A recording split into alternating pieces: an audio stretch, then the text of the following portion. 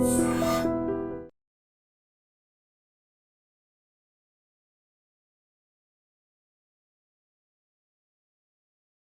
To I dream. నేను ఉదయశ్రీ. ఎప్పటికప్పుడు trend మారుతూనే ఉంటుంది కదా.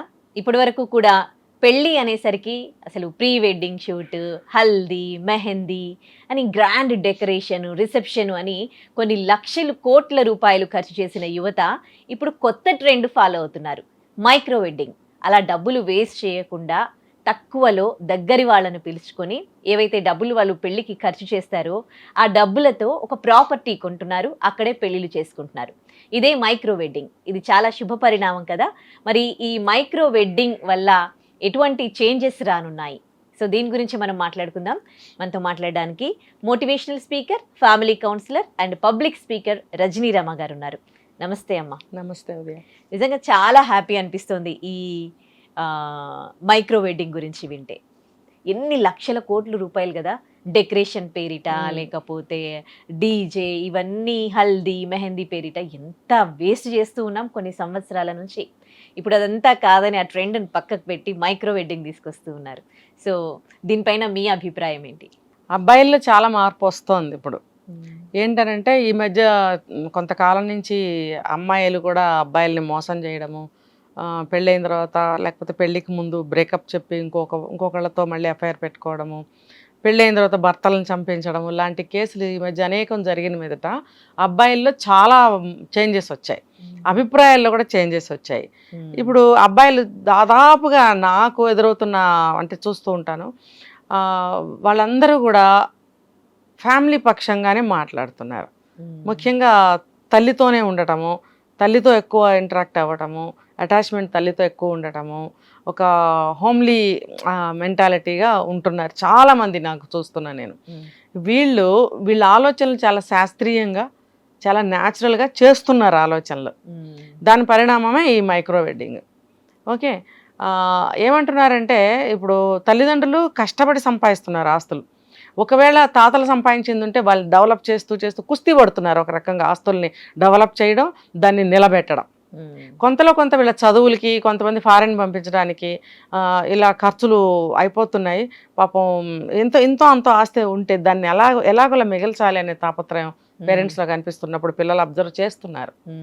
కొంతమంది పిల్లలు బాధ్యతారహితంగా ఆస్తుల్ని నాశనం చేసి తర్వాత మా వాటా మాకు ఇవ్వండి ఇలాంటి ప్రబుద్ధులు కూడా ఉన్నారు. వాళ్ళని పక్కన పెడితే ఇలా పిల్లలు అర్థం చేసుకుంటున్నారు. కొంతమంది అబ్బాయిలు చేసుకుని ఇలాంటి అమ్మాయిల్ని బయట చూసి కేసులు ఒక సాంప్రదాయమైన అమ్మాయిని పెళ్లి చేసుకోవాలని అనుకుంటున్నారు. తర్వాత ఈ పెళ్ళైన తర్వాత జరిగే ఈ అరాచకాలన్నీ కూడా వాళ్ళని భయభ్రాంతులు చేయొచ్చు, ఆలోచనలో మార్పులు తీసుకురావచ్చు, ఏమన్నా అనుకోవచ్చు మనం. కాబట్టి వాళ్ళు కూడా ఏమనుకుంటున్నారా, ఇంతోటి దానికి ఎందుకు అంటారే అలా అనమాట. అందుకని దానికోసం మనం ఎందుకు ఖర్చు పెట్టాలి అని కోఆపరేట్ చేస్తున్న పిల్లలు ఉన్నారండి.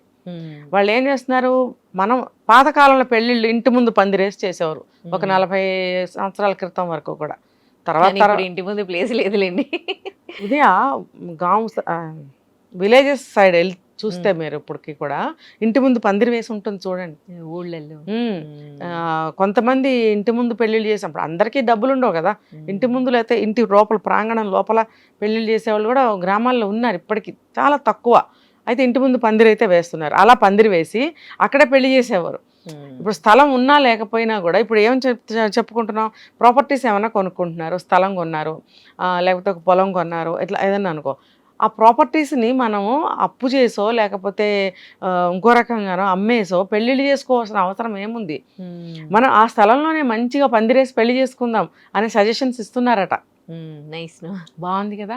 ఇంటి ముందు పోకుండా ఇంటి ముందు స్థలం లేకపోవచ్చు, కొంతైనా ఉండకుండా ఉండదు. ఉదయ నేను ఒక 10 సంవత్సరాల క్రితం ఒకళ్ళ పెళ్ళికి వెళ్ళటం జరిగింది.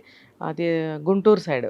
వెళ్తే అక్కడ వాళ్ళు ఇంటి ముందు రోడ్డు ఉంటుంది కదా, అక్కడే పందిరేసి పెళ్లి చేశారు, అక్కడే రిసెప్షన్ చేశారు, అక్కడే చేశారు. 10 ఏళ్లే మొత్తం అంతా కలిపి.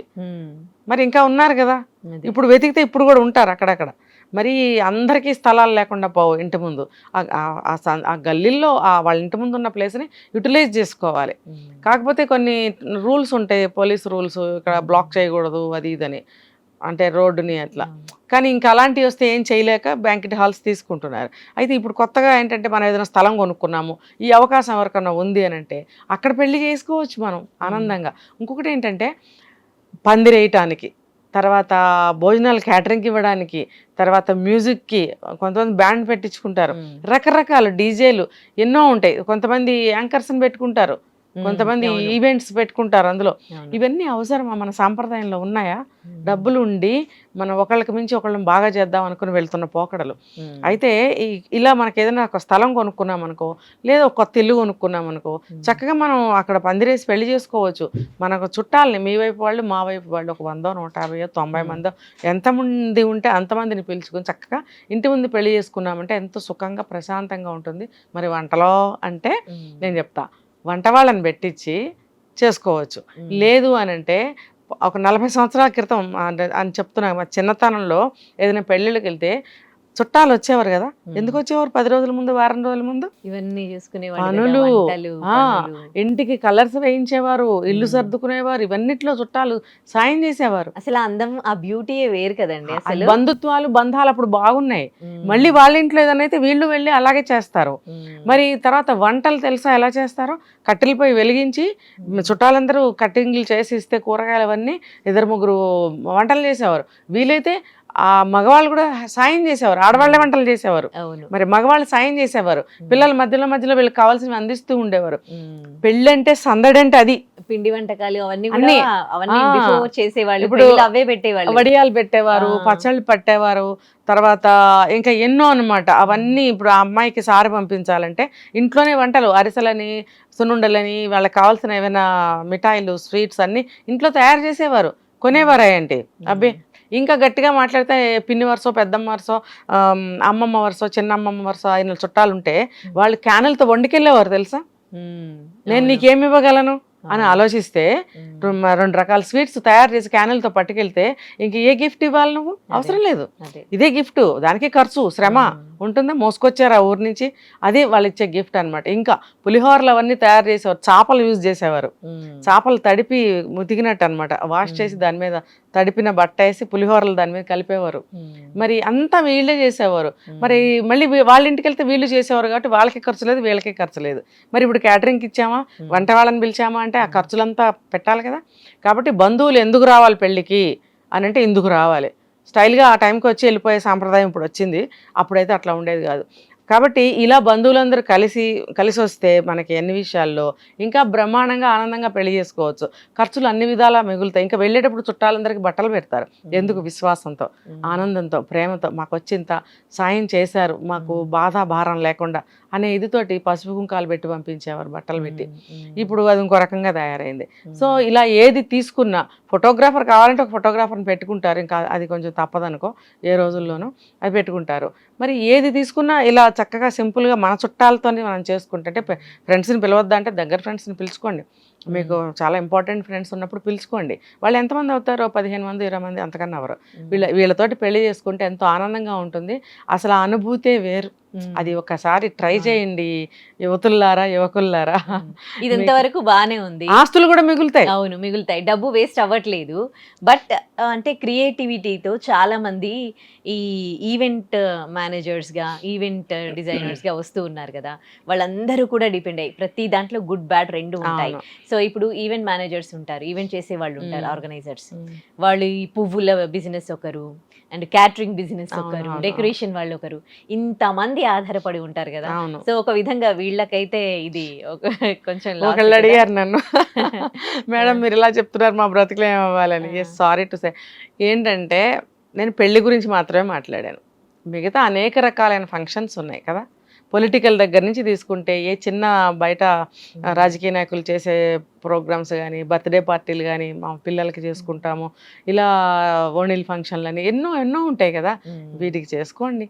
పెళ్ళి యువత ఫీల్ అవుతున్న ఫీల్ గురించి నేను సపోర్ట్ చేశాను అంతే. మెల్లిమెల్లిగా ట్రెండ్స్ మారుతూ ఉన్నాయి కదా, మళ్ళీ ఒకసారి పాత పద్ధతులు వస్తే బాగుండు అని అనుకుంటూ ఉన్నారు, అండ్ కొంతమంది తీసుకొస్తూ ఉన్నారు కూడా ఆ ట్రెండ్ని. అదే విధంగా ఇప్పుడు భోజనాలు పెడతారు కదా, దాంట్లో కూడా ఇలా వడ్డించే ట్రెండ్ మళ్ళీ వస్తే, పాత పద్ధతి మళ్ళీ వస్తే ఎలా ఉంటుంది అంటారు? అసలు పాసిబిలిటీస్ ఉన్నాయా? ఎందుకంటే అప్పుడు తక్కువ మంది పబ్లిక్, అవును, ఇప్పుడు అవును. ఎక్కువ మంది అయిపోయారు ఒక చిన్న అవును. అకేషన్ అయినా కానీ. సో వస్తే ఎట్లా ఉంటుంది? పాసిబిలిటీస్ ఎంతవరకు ఉన్నాయి? వస్తే చాలా బాగుంటుంది. అదే మనం మాట్లాడుకున్నాం మైక్రో పద్ధతి. అంటే మైక్రో అనే పెద్ద న్యూ వర్డ్ అక్కడ యూజ్ చేసాము. బట్ ఇది చాలా పాత సిస్టమ్ కదా. ఈ మైక్రో సిస్టమ్ అనేది చాలా పాత సిస్టమ్. మనం అప్పుడు పెట్టాల్సిన పేరుని ఇప్పుడు పెట్టుకుంటున్నాం, అదే ఇప్పుడు వాడుతున్నాం. అయితే నేను ఇందాక చెప్పినట్టు వంటలు చేసినప్పుడు ఇప్పుడు 100 మందినే పిలుచుకున్నప్పుడు 100 మందిని ఇటొక 50 మందిని అటొక 50 మందిని కూర్చోబెట్టి బంతి అని చెప్తారు, బంతి భోజనాలు అని అంటారు కదా. లైన్గా కూర్చోబెట్టి పెట్టడం ఎంత ఈజీ అవుతుంది వాళ్ళకి వడ్డించడం కదా. చుట్టాలు వచ్చి వండిన వంటల్ని వాళ్ళు ఆస్వాదిస్తూ తినేవారు. ఫస్ట్ పప్పు వడ్డించేవారు, దాంట్లో నెయ్యి వేసేవారు, దాంట్లోకి పచ్చడి వేసేవారు. అది ఏదో ఒకటి గోంగూర పచ్చడో ఆవకాయ పచ్చడో వాళ్ళు వాళ్ళు తయారు చేసిన పచ్చళ్ళు అవి. ఇప్పుడు బయట నుంచి ఒక బాటిల్ కొనుక్కొచ్చేసి పెడుతున్నారు అట్లా. అప్పుడు అట్లా కాదు, వాళ్ళే తయారు చేసేవారు. ఫలానా అత్తమ్మ తెచ్చిన ఆవకాయరా అంటూ వడ్డించేవారు. అత్తమ్మ తెచ్చిన వాళ్ళ ఇంట్లో పాడి తీసుకొచ్చింది నెయ్యి అని చెప్పేసి, కమ్మటి నెయ్యి, దాన్ని ముద్దపప్పులో వేసుకుని ఆ పచ్చడి కలుపుకొని తింటే ఆనందమే వేరు కదా. అలా ఒక్కొక్కరు చేసిన వంటలతో అలా కూర్చోబెట్టి చెప్పి వడ్డిస్తూ ఉంటే ఆహా ఓహో అంటూ తినేవారు కదా. ఇప్పుడు నిలబడి ఇలా వెళ్తుంటే మనము అసలు ఎంత గ్రాండ్గా శారీస్ కట్టుకుంటాము, జ్యువెలరీ పెట్టుకుంటాము, జడలు వేసుకుని పూలు పెట్టుకుంటారు, వెనక నుంచి ప్లేట్లతో ఇలా అంటుంటే ఆ ప్లేట్లో ఉన్న కూరలు అవన్నీ మన చీరలకు అంటుకోవడం ఎంత న్యూసెన్స్ కదా. అవును, ఇది వరస్ట్ సిస్టమ్ అంట నేనైతే. అంటే అంతమందిని కూర్చోబెట్టి పెట్టే ఛాన్స్ లేదు ఇక్కడ. 100 రకాలు పెట్టు, 150 రకాలు పెట్టు, అసలు ప్రసక్తే లేదు. ఇంకొకటి కొంతమంది డైన్ పెడుతున్నారు, టేబుల్స్ వేస్తున్నారు, కొంతమంది వేస్తున్నారు, 100 రకాలు వడ్డిస్తున్నారు, లేకపోతే 20 రకాలు వడ్డిస్తున్నారు. 20 రకం వడ్డించేటప్పటికి ఇటు నుంచి దాన్ని ఏమంటారు ఆ పేపర్ రోల్ చేసుకుంటూ వచ్చేస్తున్నారు, తినబెట్టలేదు. మీరు ఇంత ఖర్చు పెట్టి క్యాటరింగ్ చేయించి ఇన్ని వంటలు చేయిస్తున్నారు, ఇక మీరు ఇలా తిననీయకుండా టైం ఇంకా ఎందుకు ఎక్కువ మంది ఉంటున్నారు. వీళ్ళు త్వరగా లేస్తే వాళ్ళు వచ్చి కూర్చుంటారు, ఇంకా కుర్చీలు దొరకకపోతే వెనకాల కాపలా నుంచుంటారు. ఎప్పుడు లేస్తారు, ఎప్పుడు కుర్చీ పట్టుకుని నుంచుంటే మనకి ముద్ద మింగుడు పడదు కదా. ఈ లోపల వాళ్ళు ఏం చేస్తారు, వడ్డించే వాళ్ళు 20వ రకం వడ్డించేటప్పటికి ఈ మొదటి నుంచి చుట్టుకుంటూ వచ్చేస్తుంటారు రోలు. ఇక నువ్వు తిన్నట్ట నువ్వు వండుకున్నది దీనికి గొప్పగా వండించావా డబ్బులు ఖర్చు పెట్టి? దీనికన్నా బఫే బెటర్. ఈ రకంగా తినేయకుండా ఆకులు ఎత్తేసే సిస్టమ్ కంటే ఎలాగోలా నుంచుని ఇష్టమైన పదార్థం పెట్టుకుని తినటం అనేది బెటర్ అనిపిస్తుంది. రెండిటికి కూడా నేను చెప్పేది ఒకటే, ఏంటంటే అంతమంది జనాన్ని పిలుచుకోకండి. మొన్న ఒక ఆయన చెప్తున్నాడు 1500 మంది వచ్చారు. ఎందుకు, ఎన్ని ఊళ్ళు పిలిచావు నువ్వు, దేనికి? అసలు నిజంగా చెప్తున్నా, ఎవరు కనిపిస్తే వాళ్ళని వచ్చాయి అని చెప్పడం ఒకటి చూస్తున్నా నేను. అంతమందిని పిలుచుకోవడం ఎందుకు? ఒకసారి అయితే నేను ఒక వెడ్డింగ్కి వెళ్ళాను, నాకు భోజనం దొరకలేదు, వచ్చేసాను ఇంటికి. నిజంగా అసలు ఇట్లా ఎగబడుతున్నారు, ప్లేట్ ఇలా పెట్టి బఫే. అతను వేయలేకపోతున్నాడు, వీళ్ళకి దొరకటం లేదు. అది చూసి నేను ఇంటికి వచ్చేసాను. అట్లా అడుక్కున్నట్టుగా అనిపిస్తుంది నిజంగా. నిలబడి అతను ఏం చేస్తున్నాడు, ఇలా వెనక నుంచి ప్లేట్ ఇలా పట్టాలి అంటే కుదరదు. మనుషులు ఉన్నారు, 3 rows ఉన్నారు, 3 rows మనుషులు ఉన్నారు. అక్కడి నుంచి పెడుతున్నాడు ప్లేటు. 3rd row వాళ్ళు పెడుతున్నారు, 2nd row వాళ్ళు పెడుతున్నారు, 1st row వాళ్ళు ఇలా పడుతున్నారు. వాళ్ళ మేంచి 2nd వాళ్ళు 3rd వాళ్ళు ఇలా ప్లేట్లు పడుతుంటే ఆ ప్లేట్ ఇలా ఉండదు, ఇలా ఉంటుంది. ఇలా ఉన్న ప్లేట్లో అతను ఇలా వేస్తే అది మన మొహం మీద పడుతుంది. ఇలా వడ్డం జరుగుతుంది బఫేలో. అంతమందిని పిలవటం వల్ల టేబుల్స్ వేసి మీరు వడ్డించినా సరే 20 రకాలు 20వ రకం వడ్డించేటప్పటికి మీరు రోల్ చుట్టేస్తున్నారు. ఏంటి లాభం ఏంటి చెప్పండి? ఎందుకు పిలుస్తున్నారు అంతమందిని? పిలిచిన వాళ్ళని భోజనం పెట్టకుండా మీరు అవమానిస్తున్నారా? నిజంగా వెళ్ళి భోజనం చేయండి అనే సిస్టమ్ కూడా పోయింది. అదైన తర్వాత భోజనం తిన్నారా అని అడగటం కూడా పోయింది. అంతమందిలో ఏమడుగుతారు, ఎంతమందిని అడుగుతారు? అది వెళ్ళి మనం క్యూలో నుంచి దొరికితే తినడం, లేకపోతే వచ్చాడు సంతర్పణ భోజనాలు ఉంటాయే ఆ టైప్ అన్నమాట. కాబట్టి ఇది అవమానిస్తున్నట్టు లెక్క. మీరు లిమిట్గా పిలుచుకోండి. మీకు ఎక్కువ మంది జనం ఉన్నారంటే 400 మందినో 500 మందినో మీరు పిలుచుకోవచ్చు. 1500 మంది 2000 కన్వెన్షన్ హాల్స్ తీసుకోవడం ఏంటంటే అది పబ్లిక్ ప్లేస్ లాగా కన్వెన్షన్ హాల్స్. అందులో మీరు అన్నం పెట్టగలుగుతున్నారు ఎవరికైనా? 100 రకాలు అంటావు నువ్వు, 100 రకాలు 4 రకాల ప్లేట్లోకి రావు. అక్కడ డీసెంట్గా ఒక పద్ధతిగా జరిగితే అది వేరు, ఎక్కడో రేర్గా. కానీ ఈ రకంగా ఎగబడడం అనేది బెగ్గింగ్ లాగా వెళ్ళిన వాళ్ళకి అవమానం. ఆకలి పొట్టలతో ఉంటారు, పిల్లలు ఉంటారు, నేనైతే వచ్చేసాను అక్కడి నుంచి, భోజనం చేయలేదు. ఇది చాలా తప్పు అంటా నేను. ఆ సిస్టమ్ తీసేయండి, అంతమందిని పిలవకండి అసలు. మీ వైపు మీ భార్య వైపు పిలుచుకోండి, ఇంకా దగ్గర బంధువులు ఇంకా కొంచెం వేలు విడిచిన బంధువులు కూడా పిలుచుకుంటారంటే పిలుచుకోండి, మాకు ఎక్కువ మంది కావాలంటే. ఇంకా మీకు కొంచెం బాగా తెలిసిన ఫ్రెండ్స్ని కొంచెం మందిని, మీకు తృప్తిగా ఉండాలి, ఒక 400 మంది అన్న రావాలంటే చాలు, సరిపోతారు వీళ్ళు. 2000 1500 అవసరం లేదు.